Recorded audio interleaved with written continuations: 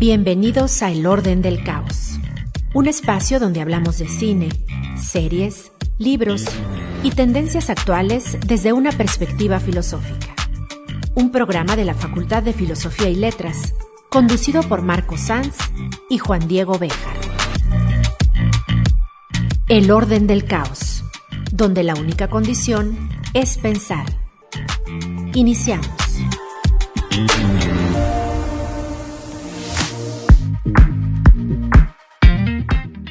¿Qué tal? Bienvenidos al Orden del Caos, a esta segunda emisión de nuestro programa en el que, bueno, ya sabemos, vemos películas, series y aspectos de la cultura popular desde una perspectiva filosófica. Y ya en nuestra primera emisión estuvimos analizando, comentando la película No mires arriba, en el que salieron a la mesa una serie de problemáticas muy interesantes, ¿no? Muchas de las cuales estuvimos comentando y que, bueno, hacia el final de nuestro anterior programa dejamos en el tintero una serie de cuestiones que bien convendría retomar para ver, ¿no?, qué medida esta película nos sirve para reflexionar acerca de nuestra situación, de nuestra actualidad y, bueno, en ese sentido comprender cuál es el lugar que nosotros desempeñamos, ¿no? Hola Marco, mi nombre es Juan Diego Béjar, saludos a los oyentes. Efectivamente, como comentas, en esta película se retrata una guerra entre dos narrativas, ¿no? Un conflicto entre dos narrativas imperantes sobre cómo interpretar los descubrimientos hechos por la ciencia, por el método científico, que son los descubrimientos acerca de un cometa que tiene un potencial extintivo. Y la cuestión se bifurca sobre qué hacer con este cometa, ¿no?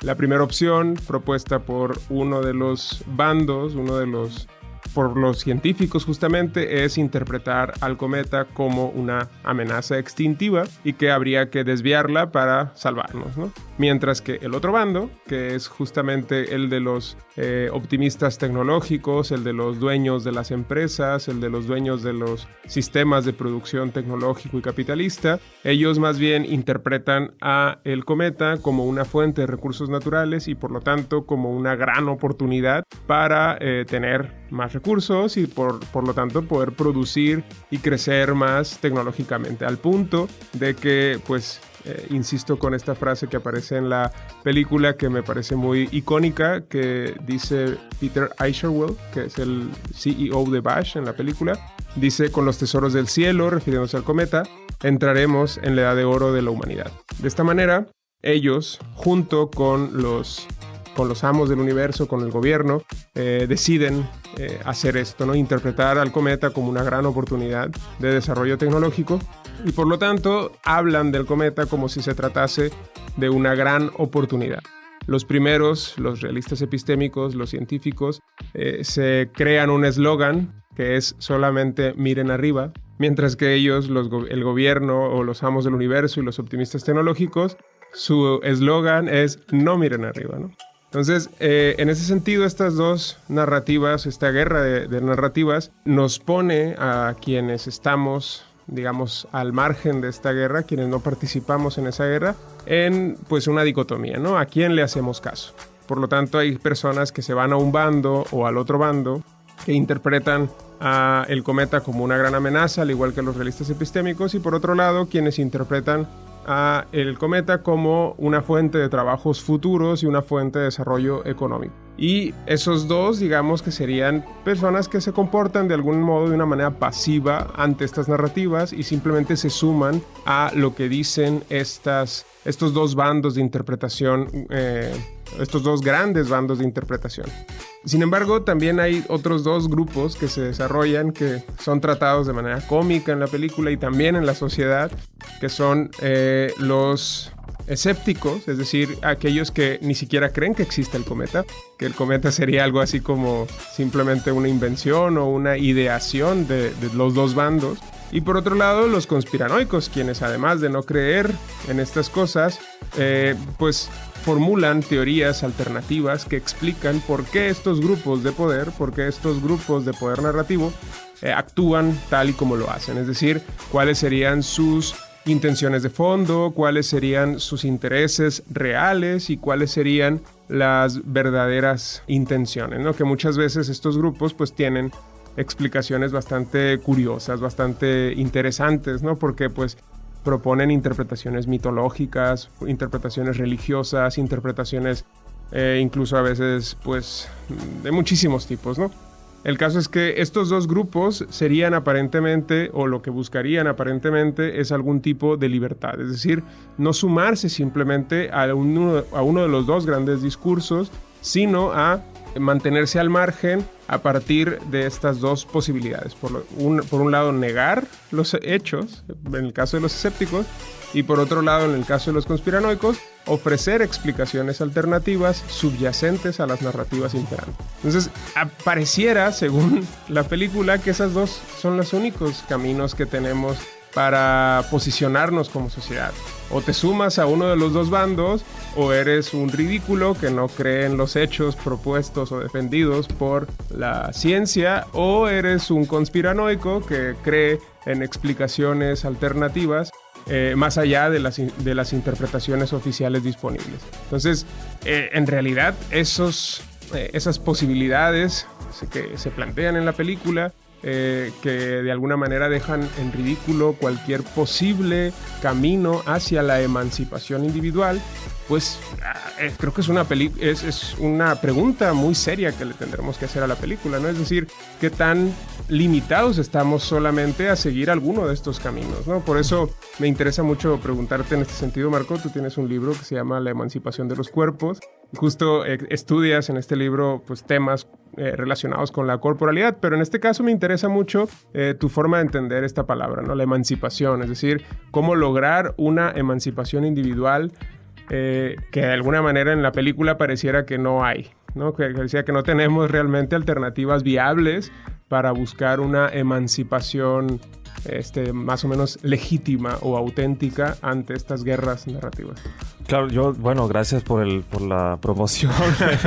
Aprovechando ahí, yo creo que creo que la película en ese sentido toca un nervio importante, ¿no? Un punto álgido que consiste en sostener, ¿no? O poner de manifiesto un hecho tremendamente decisivo en todo debate, en toda discusión relativa a la verdad. ¿Qué es la verdad? O bien a esa pregunta que hacíamos en el programa pasado, que decía que cuánta verdad somos capaces de soportar. Y esa cuestión tiene que ver, o sea, decía esa verdad, cómo la verdad conlleva a sí mismo un problema de poder, o arrastra el problema del poder. Toda verdad per se, toda verdad por sí misma, plantea un problema de poder. Y es algo que se queda bastante bien reflejado en las disputas que se llevan a cabo entre estos grupos que tú mencionabas, los escépticos y los conspiranoicos, que pareciera ser que solamente tenemos dos opciones, ¿no? O al menos eso es lo que a nosotros nos hacen creer, y que la película lo refleja. Hay una verdad que es, digamos, defendida, demostrada por la ciencia, que luego va siendo filtrada hasta llegar a la sociedad civil, dándonos o dejándonos aparentemente dos opciones: o la aceptas o la niegas.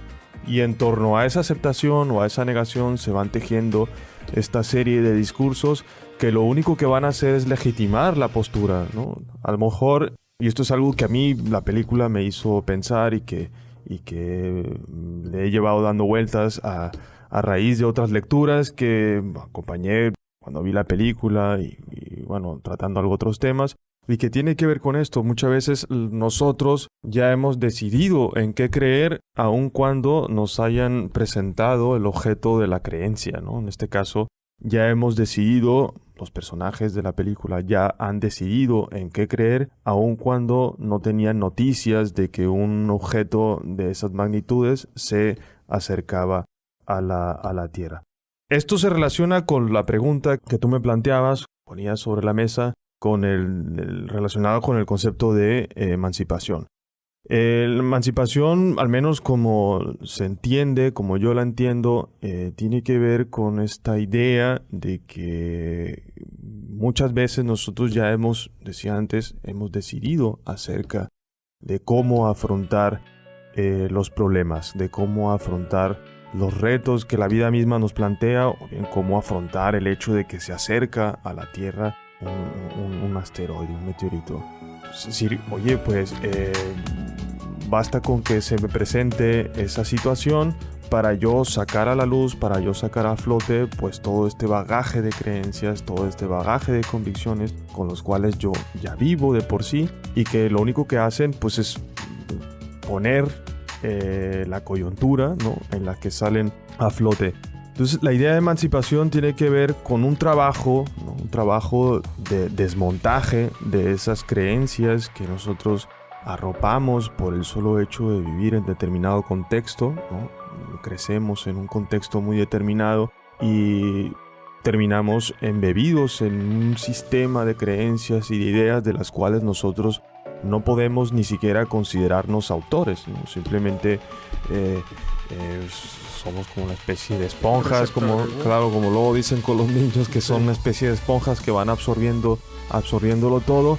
Pues así todos nosotros, ¿no? Independientemente si se tratan de niños o de adultos, estamos en un caldo de cultivo de ideas y creencias de los cuales nosotros no podemos decir que somos responsables ni autores, ¿no? Y es curioso que lo digas de esa manera, es decir, que estas creencias, digamos, arraigadas en la sociedad y en la humanidad en general, pues de alguna manera en la película se ven fraguadas en el cierre del arco del personaje principal, que es este personaje interpretado por Leonardo DiCaprio, que es Randall Mindy, el cual, pues cuando alcanza este punto de alguna manera de emancipación, pues deja de buscar esta confrontación narrativa con sus opositores, con sus oponentes, y deja también de tratar de influir en los acontecimientos, es decir, acepta que la catástrofe es inminente, acepta que todo pues se va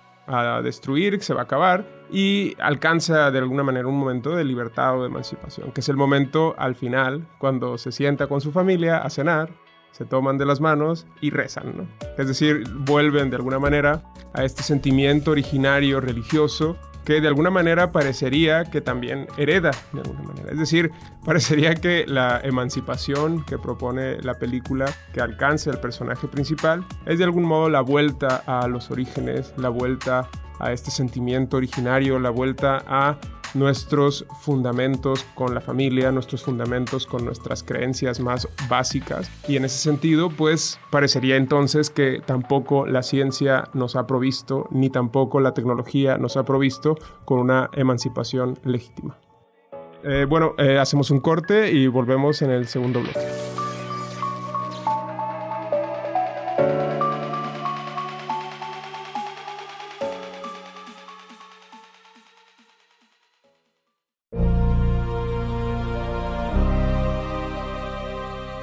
Bueno, estamos de regreso. Hablábamos antes de una serie de ideas que tenían que ver con el desenlace de la película y cómo en este desenlace veíamos reflejado esta idea de emancipación como ese acto en el que el individuo renuncia, por así decirlo, a esa estructura de dominación, a esa sujeción a una serie de ideas y creencias de las cuales participa por el solo hecho de vivir en un determinado contexto, y por lo tanto, ¿no?, un acto de emancipación que es al mismo tiempo un acto de libertad. Lo curioso, y lo comentaba Juan Diego antes de ir al corte, lo curioso es que la película aborde este nódulo temático reflejando o poniendo en escena esta vuelta a una especie de comunidad, ¿no?, que en este caso en la película, es una cena con los amigos, con la familia, y que salen ahí a la luz, pues surgen una serie de comentarios o de actitudes que estarían dando a entender precisamente que la emancipación, sí, tiene que ver en un principio con esta vuelta a los orígenes, entendidos estos como una vuelta al hecho de hacer comunidad, al hecho de que los seres humanos somos criaturas eminentemente sociales y que no podemos vivir los unos sin los otros, y que llegará un momento en el que tenemos que ponernos de acuerdo sí o sí, ya sea en los términos económicos, en los términos culturales, porque de otra manera, si no es así, pues no estamos condenados a la extinción. La película parece jugar con esto, ¿no?, como un acto de emancipación, un acto de hacer comunidad, por lo tanto, un acto de libertad, como un acto de resistencia finalmente a esa catástrofe que es inminente y que por lo tanto absuelve, por así decirlo, absuelve al personaje y a los que le rodean de este esclavismo, de esta un poco necia participación en estas rencillas discursivas de las que no sale otro beneficio más que el económico, ¿no? Y sabemos perfectamente que pues el dinero no lo es todo, ¿no? Y es que es curiosísimo porque parecería en ese sentido, si asumimos que la película quiere decir eso, es decir, si la película quiere decir de que, bueno, asume tu destino fatal y ahí encontrarás cierta libertad, ¿no? Es decir, vete a cenar con tu familia, deja de pretender el poder, eso déjaselo a otras personas y quédate tú más bien en tu casa cenando, resígnate, acepta tu destino y ahí encontrarás libertad, ¿no? Es decir, ¿realmente es eso lo que nos quiere decir la película? ¿Realmente estamos dispuestos a asumir que eso es nuestro papel como seres libres, como seres emancipados? Volver a cenar después de admitir o asumir nuestro destino fatal impuesto por los amos del universo y por los optimistas tecnológicos. Claro, porque eso sería un acto... Sería eso, un acto de libertad, tanto como irte de rapiña, ¿no? Que también en la película lo plantea, ¿no? Pues, oye, pues la amenaza ya está ahí, es inminente, lo estamos viendo, ¿no? A propósito de estos escépticos que los oímos decir, y recuerdo muchas veces en los momentos peores de la pandemia, ¿no? Es que no lo veo, yo no veo a los enfermos, etcétera, y es un poco lo que pasa aquí, ¿no? Hasta que ven que el objeto se proyecta en el cielo, pues ya toman una actitud, ¿no? Y algunos deciden, pues no sé, como suele pasar en este tipo de películas y como suele pasar en situaciones así extremas, situaciones límite en la vida real, pues la gente parece ser que se le olvida los códigos éticos y se lanza a un salvajismo que bueno, uno identifica con esa vida anterior a la cultura, ¿no? Exacto, sí, es decir, como si la civilización solamente hubiera contenido nuestro verdadero ser, nuestro verdadero impulso de ser, de nuestra voluntad de poder, y esa voluntad de poder queda expuesta o liberada por la fatalidad del peligro inminente o la fatalidad de la extinción completa o de la muerte incluso, ¿no? Por decirlo así. En ese sentido, pues la película a mí me parece un poco anticlimática, insisto. Quiero insistir en esto porque parecería que al final la gran revelación o la gran propuesta que nos quiere hacer la película es, pues quédate cenando con tu familia y reza, ¿no? Porque tu destino ya está escrito, ¿no? Es decir, realmente ni siendo científico ni conociendo la verdad puedes realmente influir o cambiar las decisiones que se toman a nivel político.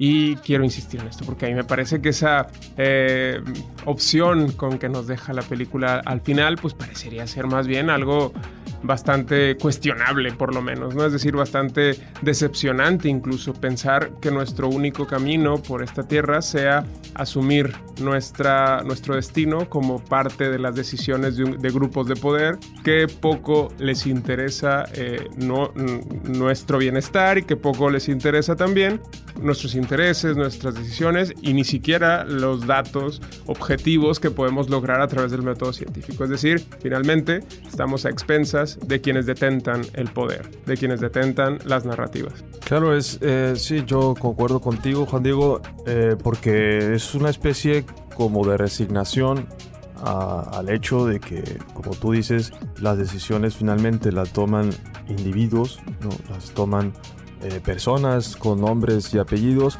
y esa voluntad individual arrastra a la voluntad colectiva, y por lo tanto pone ahí en lisa, pone en juego una cuestión que en filosofía política es súper candente, ¿no? Que es el hecho de la libertad, ¿no? Y de la que hablábamos antes, sobre todo porque pareciera ser que la libertad solo puede ser entendida de dos formas, y que, como tú lo dabas a entender hace un momento, la película lo deja muy claro. O bien te vas a tu casa a cenar con tu familia, ¿no? Por lo tanto aceptas y a rezar, ¿no? Y a rezar, aceptas un código moral, ¿no? Que a lo mejor tú no aceptabas o no seguías cabalmente en tu cotidianidad porque no te habías visto ante una situación extrema o una situación límite, o bien renuncias a todo código moral y te echas a la calle a la ley de la selva, ¿no? Entonces son dos conceptos de libertad que en filosofía política tienen a sus respectivos representantes, y que la película, aunque no explícitamente, lo plantea, ¿no? en estos dos escenarios. Y luego está, por otra parte, el de los gente que termina yéndose, ¿no? Los optimistas tecnológicos, junto con los gobernantes, que se terminan yendo a otro planeta y que, bueno, pero es igual, digamos que podríamos englobarlos dentro del primer grupo, de la libertad que se sujeta a un código moral preexistente, en la medida misma en que tienen el mismo destino, ¿no? Se mueren igual que las personas que se quedan en la tierra. El poder tampoco lograría darte la libertad que se supone que da, ¿no? Es decir... Exactamente. Entonces, quería entrar un poco en polémica contigo, ¿no? Para decir precisamente esto, que la película también pone sobre la mesa este tercer escenario, si damos por hecho que se trata de dos, ¿no? Este tercer escenario que tiene que ver con las personas con los individuos que salen a la búsqueda de una especie de ley de la selva y que, bueno, tratan de regirse a la luz o en función de la ley del más fuerte, ¿no? Exacto, sí, claro, porque de hecho justo en la película se ve esto, ¿no? Es decir, al final quienes detentan el poder, pues siguen irracionalmente caminos de optimismo tecnológico que incluso minimizan y evaden la evidencia científica. Pero en ese sentido, digamos, esa manera de ver al poder parecería que en la película sugiere que pues lo correcto o lo que habría que hacer con ese poder que tienen estas personas sería más bien escuchar a los realistas epistémicos, a los científicos, que parecía en la película haber sido el primer movimiento que hacía el poder, ¿no? Es decir, escuchar a los científicos y actuar en consecuencia, es decir, tratar de desviar al cometa. Entonces parecería que la película nos dice, bueno, por el hecho de que los poderosos no deciden seguir a la ciencia, por eso estamos condenados a la catástrofe. Sin embargo, esa me parece también sería una pregunta tremenda que tendríamos que hacerle a la película, ¿no? Es decir, ¿qué tanto realmente este logro de verdad científica, qué tanto este logro de evidencias científicas y objetivas puede convertirse en verdades políticas? Es decir, ¿qué tanto podemos realmente asumir que una ciencia o que la ciencia que tenemos actualmente puede ser la gobernante, puede detentar el poder? ¿Qué tanto podemos asumir que eso es posible y qué tanto podemos asumir que eso es lo que tendríamos que hacer? Porque parecería que la película nos dibuja esa historia, ¿no? Que por el hecho de no seguir a la ciencia, por el hecho de no seguir a los realistas epistémicos, por eso estamos condenados y por eso nuestro destino está escrito. Sin embargo, pues creo que hay bastantes razones para dudar de esa idea, porque, por ejemplo, con la evidencia que tenemos actualmente de los enormes beneficios que trae consigo, por ejemplo, para combatir a la pandemia que todavía nos ocupa, con la enorme evidencia que tenemos de que la vacuna es efectivamente un camino viable y que es un camino que hay que seguir, pues parece que pasar esa verdad científica o esa verdad más o menos objetiva, pasarla a ser una verdad política en la que le demos el poder a esta verdad para obligarnos, por ejemplo, a seguir o a actuar en consecuencia con esa verdad, pues parecería no ser un paso tan difícil.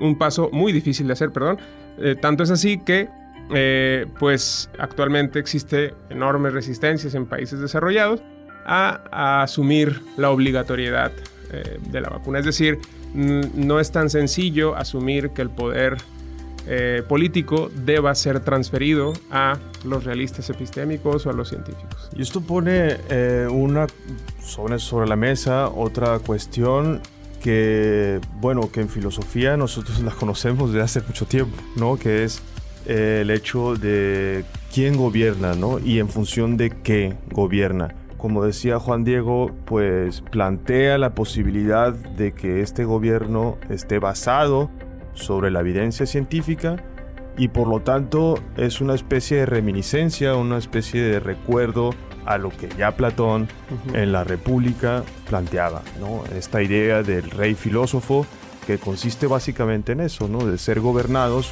un colectivo, una ciudad que es gobernada por un personaje que lo sabe todo y por lo tanto tiene la solución. Que se supone que lo sabe bueno, todo. Sí, que se supone. Vemos que ya el mismo Platón que con su proyecto pues es una prueba de que ese proyecto es fracasado. Exacto. Pero que está ahí y que independientemente de los años que hayan pasado es una cuestión sobre la cual seguimos volviendo y que también es como en función de cuáles son las problemáticas a las que nos enfrentamos, es que nos inclinamos por una u otra de las posibilidades. Pero la idea de Platón ya estaba ahí, un personaje que tiene la verdad y por lo tanto es capaz de gobernar. Pues con esto cerramos. Muchísimas gracias por acompañarnos en El Orden del Caos. Síganos en nuestras redes sociales y en Radio UAS para más contenido y nos vemos en un próximo episodio.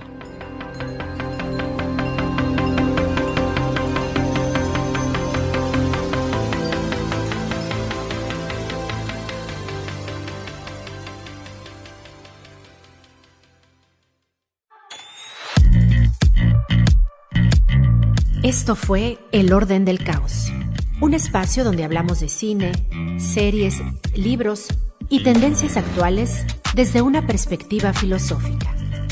Un programa de la Facultad de Filosofía y Letras, conducido por Marco Sanz y Juan Diego Béjar. El Orden del Caos, donde la única condición es pensar. Hasta la próxima.